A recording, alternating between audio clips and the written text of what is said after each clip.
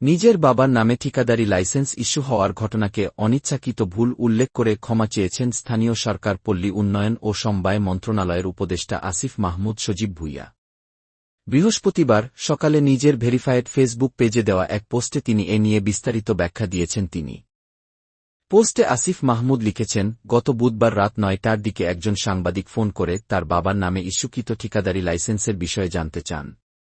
এরপর তিনি বাবার সঙ্গে কথা বলে নিশ্চিত হন যে এটি জেলা পর্যায়ের নির্বাহী প্রকৌশলীর দপ্তর থেকে ইস্যু করা একটি লাইসেন্স। বিষয়টি সাংবাদিককে জানানো হলে তা গণমাধ্যমে সংবাদ আকারে প্রকাশিত হয় এবং তা নিয়ে বিভিন্ন মহলে আলোচনা শুরু হয়। তিনি জানান, তার বাবা একজন স্কুল শিক্ষক এবং বর্তমানে আকুবপুর ইয়াকুব আলী ভুঁইয়া পাবলিক উচ্চ বিদ্যালয়ের প্রধান শিক্ষক হিসেবে দায়িত্ব পালন করছেন। স্থানীয় এক ঠিকাদারের অনুরোধে এবং তাকে সুবিধা দিতে গিয়ে বাবার পরিচয় ব্যবহার করে লাইসেন্স ইস্যুর পরামর্শ দেওয়া হয়। সেই পরামর্শেই তার বাবা জেলা পর্যায় থেকে একটি ঠিকাদারি লাইসেন্স গ্রহণ করেন। আসিফ স্বীকার করেন, একজন মন্ত্রণালয় সংশ্লিষ্ট দায়িত্বপ্রাপ্ত ব্যক্তি হিসেবে তার বাবার ঠিকাদারি লাইসেন্স গ্রহণ করা স্বার্থের দ্বন্দ্ব সৃষ্টি করে। বিষয়টি বোঝানোর পর তার বাবা লাইসেন্স বাতিলের আবেদন করেন।